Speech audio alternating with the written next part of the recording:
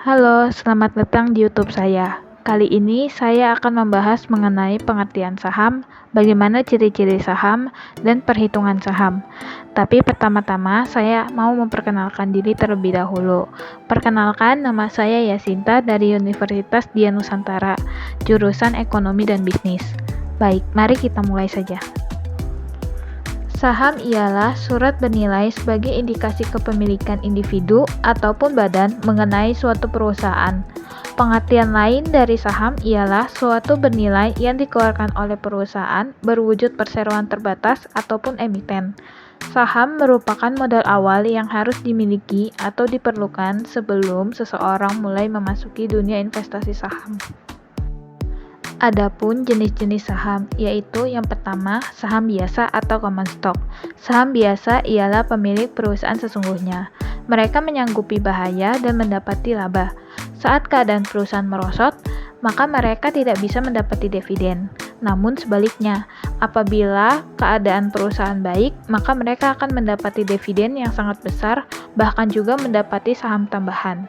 Para pejabat saham biasanya mempunyai hak suara dalam konvensi umum pejabat saham dan diikuti melalui peraturan perusahaan.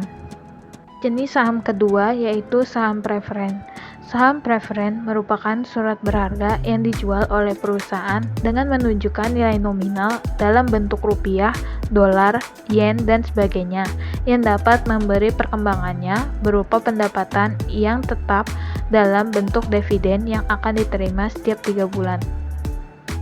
Adapun persamaan saham preferen dengan obligasi, yang pertama memiliki klaim, yang kedua dividen yang akan tetap selama masa berlaku atas saham tersebut, adanya hak tebus yang dapat dipertukarkan. Selain itu, karakteristik saham preferen yaitu 1. Memiliki berbagai tingkat yang dapat diterbitkan dalam karakteristik yang berbeda. 2. Mengenai pembagian dividen, yakni dalam tagihan terdapat aktiva dan pendapatan memiliki prioritas lebih tinggi dibandingkan dengan saham biasa. Manakala dividen kumulatif pada periode sebelumnya belum dibayarkan, maka akan dapat dibayarkan saat periode berjalan serta didahulukan dari jenis saham biasa. Berikut ini ciri-ciri saham, yaitu yang pertama, saham yang anomali dengan indeks. Ini salah satu saham yang biasanya diperhatikan saat akan memilih. Ciri saham kedua yaitu saham yang posisi open lebih rendah daripada posisi close. Biasanya saham ini naik di atas 5%, tetapi di bawah 10% jika naik terlalu tinggi. Kadang itu malah suatu keadaan yang tidak wajar dan malah berpotensi mendatangkan kerugian untuk perusahaan. Lalu, ciri-ciri saham yang ketiga adalah saham yang jatuh dalam. Saham seperti ini merupakan saham yang menjadi favorit. Saham ini memiliki potensi besar untuk bisa mendatangkan untung lebih dari 100%. Biasanya orang lebih banyak ketakutan melihat saham seperti ini karena mereka sudah loss besar di harga atas. Adapun risiko saham, yang pertama, tidak terdapat pembagian dividen. Ini dimaksudkan ketika emiten tidak bisa menginventarisasikan untuk pada tahun berjalan ataupun kongres umum, maka pejabat saham memastikan untuk tidak membagikan dividen pada para pejabat saham karena laporan yang diperoleh akan dipakai dalam pengembangan usaha. Yang kedua, risiko likuidasi. Ini dimaksudkan ketika emiten likuidasi, maka pejabat saham mempunyai hak tuntutan terakhir mengenai aset perusahaan. Setelahnya, semua tanggung jawab emiten dilunasi. Keadaan terburuk ialah ketika tidak terdapat aset yang tersisa, maka pejabat saham tidak memperbolehkan apapun. Lalu, ciri-ciri saham yang ketiga adalah saham yang jatuh dalam. Saham seperti ini merupakan saham yang menjadi favorit. Saham ini memiliki potensi besar untuk bisa mendatangkan untung lebih dari 100%. Biasanya orang lebih banyak ketakutan melihat saham seperti ini karena mereka sudah loss besar di harga atas. Risiko yang terakhir adalah kehilangan aset. Di sini dimaksudkan ketika tarif beli saham sangat besar daripada tarif jual, maka penanaman modal akan mendapati kehilangan aset. Terdapat karakteristik saham. Yang pertama, nilai nominal. Nilai nominal saham adalah nilai yang tertera di dalam saham yang didapat dari hasil pembagian total modal perusahaan terhadap jumlah saham yang beredar. Yang kedua, nilai wajar saham. Nilai wajar saham adalah nilai yang diberikan oleh para investor atau analisis pasar modal terhadap setiap saham yang diperdagangkan di bursa efek dengan berpedoman kepada masing-masing industri di setiap perusahaan tersebut. Yang ketiga, nilai pasar. Nilai pasar atau harga pasar saham suatu perusahaan go publik adalah nilai yang diperdagangkan di bursa efek. Valuasi saham dengan pertumbuhan dividen. Yang pertama, dividen konstan. Bisa dilihat dari rumus yang di atas.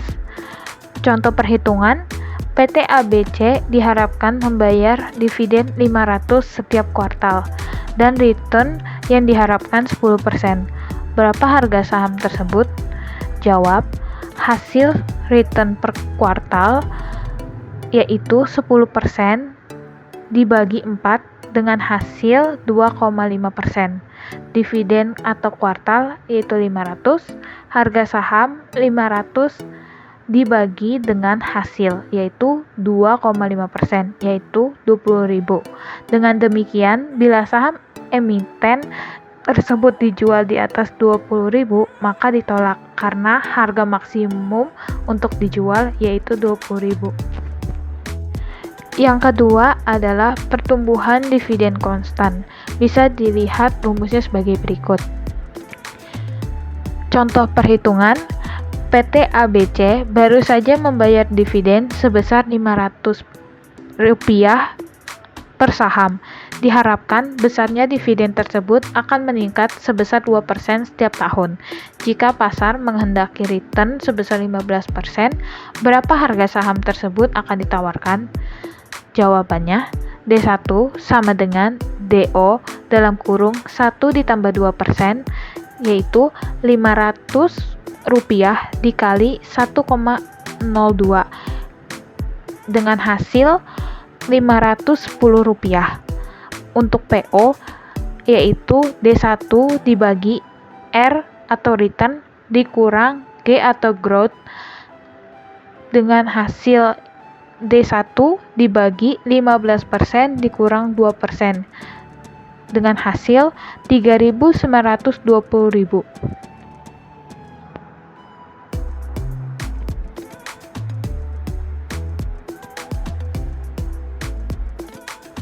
Yang ketiga, imbal hasil dividen. Pengertian imbal hasil dividen adalah dividen yang diharapkan dibagi dengan harga saham saat ini. Rumusnya sebagai berikut. Contoh perhitungan, jika saham yang diharapkan akan membayar dividen sebesar 13.000 sepanjang 12 bulan ke depan, dan jika harganya saat ini adalah 260.000, maka imbal hasil dividen yang diharapkan adalah 13.000 dibagi 260.000, yaitu dengan hasil 5%. Berikutnya, valuasi saham dengan metode price to cash flow ratio. Kebanyakan investor menggunakan metode price to earning ratio. Metode ini lebih sering digunakan karena lebih familiar bagi para investor, terutama yang masih pemula. Ada dua jenis perhitungan, yaitu price to earning ratio dan price to cash flow ratio. Formula perhitungan price to cash flow ratio. Perhitungan ini dapat diambil contoh dari kasus PT Gadget Tunggal Tbk, di mana laporan keuangan tersebut mendapatkan info sebagai berikut. Laba bersih 45 miliar, earning per share didapat 12,9 per lembar saham, operating cash flow didapat 738,8 miliar, jumlah saham beredar terdapat 3 1.485 miliar dan share price didapat 700 per lembar saham. Hitunglah kedua perhitungan price to cash flow ratio tersebut. Yang pertama, cash flow per share sama dengan operating cash flow dibagi jumlah saham beredar, di mana 738,8 miliar dibagi 3.485 miliar dengan hasil 212. Langkah kedua, masukkan ke dalam price to cash flow ratio di mana share price dibagi cash flow per share, yaitu 700 dibagi 212 dengan hasil 3,3x. Lalu masukkan ke dalam price to earning ratio, yaitu share price dibagi earning per share, yaitu 700 dibagi 12,9 dengan hasil 52,6x.